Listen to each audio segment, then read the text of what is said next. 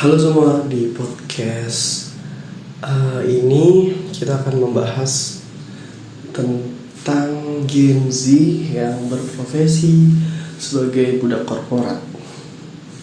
Budak korporat yang takut hari Senin, apalagi hari Seninnya tuh di awal bulan gitu kan.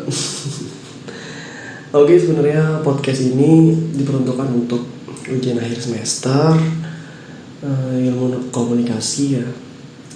Mata kuliah podcast dan radio digital yang dibimbing oleh Ibu dosen Bu Nona Evita. Terima kasih Bu Nona Evita telah membimbing kami sehingga kita tuh bisa ngerti mengenai apa sih podcast dan radio digital itu, lebih paham, lebih asik juga belajar tentang mata kuliah ini. Balik lagi ke tema podcastnya, budak korporat, Gen Z yang menjadi budak korporat ya. Mungkin akhir-akhir ini istilah budak korporat sering banget kita dengar ya. Bahkan saat kita lagi scroll media sosial baik IG, Facebook atau media lainnya, konten orang-orang kayak Gen Z yang jadi budak korporat itu udah sering banget kayak muncul, termasuk pengalaman pribadi saya sendiri jadi budak korporat. Kayaknya hampir sama deh rutinitasnya tuh ya, bangun pagi yang masih gelap, berangkat kerja dengan kondisi yang setengah menerima keadaan, kenyataan gitu kan. Terus sampai kantor, absen tepat waktu, duduk di depan laptop yang mungkin lebih sering daripada kita tatapan sama tetangga kita sendiri ya, saling sapa sama tetangga sendiri, malah lebih hafal emailnya nyampe jam 7 pagi apa daripada tetangga kita sendiri, nama-nama tetangga ya. Mungkin itu sih jadi rutinitas kita, dan besok harus mengulang hal yang sama sampai hari Jumat. Itu mungkin ya udah sering banget, bahkan bukan sering sih, lebih ke udah terbiasa banget gitu. Di tengah itu semua muncul satu pertanyaan di dalam hati kita, hati saya ya terutama. Ini kayaknya bukan yang aku mau deh, atau ini kayaknya bukan passion gue deh, atau cuma rutinitas yang harus dijalani aja. Kayak gitu sih, antara lebih tepatnya butuh sih, kayaknya lebih butuh. Mungkin Gen Z adalah generasi yang tumbuh dengan internet, tumbuh dengan media sosial, yang banyak kita tahu ya, para Gen Z itu banyak jadi influencer, jadi seleb TikTok, seleb Instagram gitu. Mungkin itu sebagian kecil ya, mungkin ya. Dan sebagian besar itu Gen Z merangkap jadi pekerja budak korporat yang kurang bersyukur. Gitu ya. Dan bahkan sering banget lewat di timeline mungkin IG atau TikTok ya, kayak ada standar kesuksesan khusus gitu di umur-umur yang sudah mulai beranjak. Kayak umur 23 harusnya tuh udah punya bisnis, kayak umur 24 kayaknya udah harus jadi CEO perusahaan gitu. Kayak banyak sekali deh hal-hal yang kayak gitu, banding-bandingin gitu kan. Dan tanpa kita sadari sebagai budak korporat tuh kayak ngerasa tertinggal, kayaknya gue ketinggalan deh gitu kan. Harus cepat berhasil gitu. Dan saat kita masuk ke kantor itu kayak realitanya tuh gak seindah ekspektasi.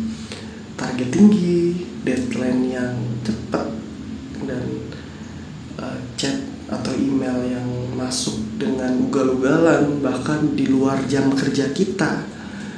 Kita di tag di WA oleh manajer di jam-jam 9 atau 10 malam untuk follow up tentang deadline ini gitu kan. Itu kan kayak apaan sih gitu, waktu istirahat gitu.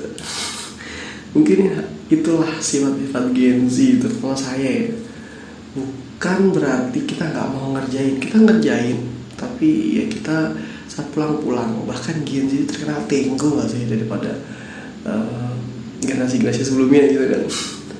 Kita tuh nggak pengen ada drama di kantor, nggak pengen ada apa ya, saing-saingan, nggak pengen ada kejar-kejaran jabatan. Kita pengen hanya kerja, pulang, istirahat, nongkrong sama teman-teman, ngopi dan lain-lain, terus tidur, besok lagi ngulangin lagi gitu.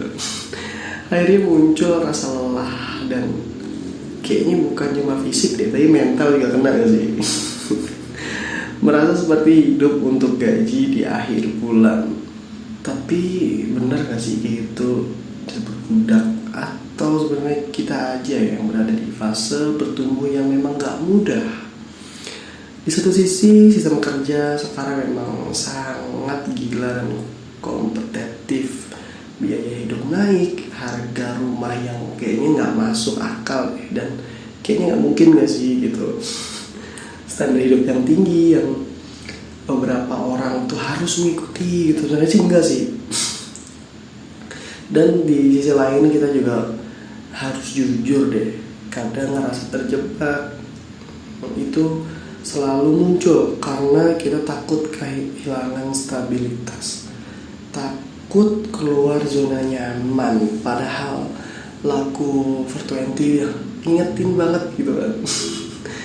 Kayak apa, bekerja bersama hati kita ini insan bukan seekor. Saya itu tuh kayak apa, ngetek kita gitu, lu tuh bukan sapi harus kerja terus gitu kan.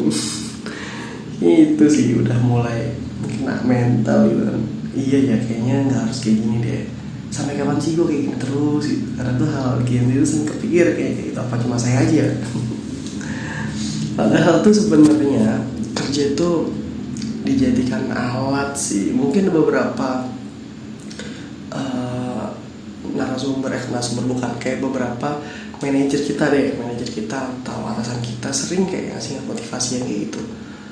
Kerja yang giat, kerja yang rajin, kerja yang fokus gitu kan. Sebenarnya sih iya, cuman ya ada waktunya untuk Gen Z seperti itu. Sebenarnya kerja itu seharusnya jadi alat, bukan jadi tujuan akhir dan bukan identitas diri ya. Jadi Gen Z yang bekerja di korporat bukan berarti kita lemah. Justru kita adalah generasi yang lebih sadar soal kesehatan mental, soal makna hidup, soal keseimbangan untuk hidup. Kita nggak hanya ingin bekerja yang kayak ugal-ugalan, waktu kita dipakai kapan saja. Kita juga pengen kok berkembang, ingin punya waktu juga sih untuk diri sendiri, untuk hidup yang kayaknya lebih dari sekedar rutinitas deh di hari Senin sampai Jumat.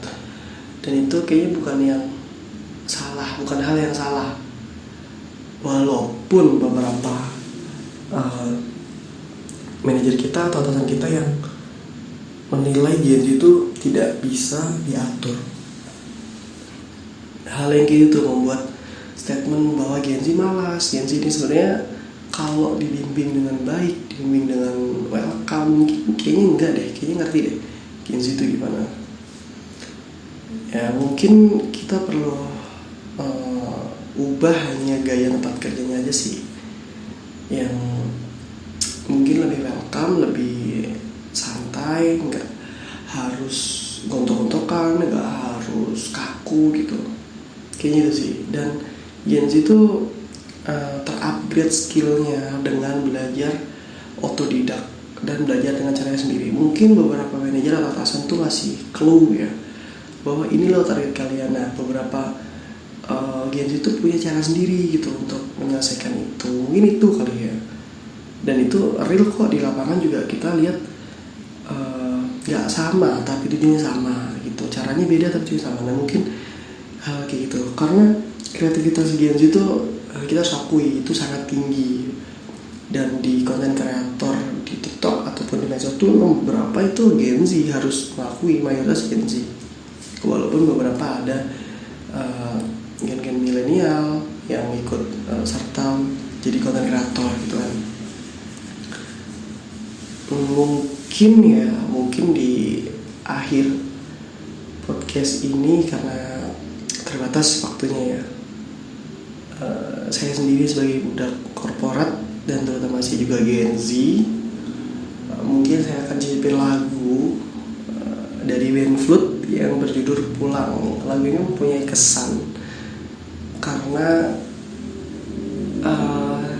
dulu ada pengalaman pribadi. Ini sedikit cerita pengalaman pribadi. Saat saya pertama kali baru kerja, nggak sengaja dengerin radio dan lagu itu muncul, dan itu pas saat pulang kerja. Jadi kayak lagu itu lagu yang wajib banget didengerin saat pulang kerja karena emang judulnya Pulang.